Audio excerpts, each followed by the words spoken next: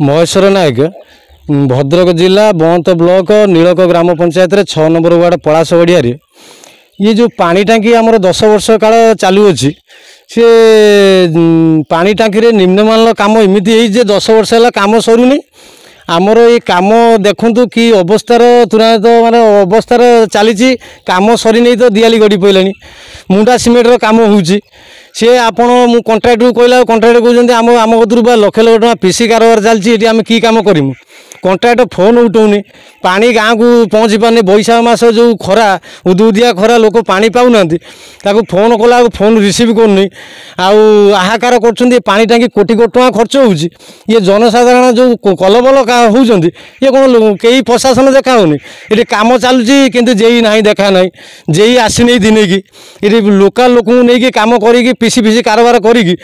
सब खाई खुआई ये सब चुरमार कर अवस्था देखूँ पानी टांकीर कम तुरंत लास्ट होगा देखु कि अवस्था है गड़ी पड़े दियाली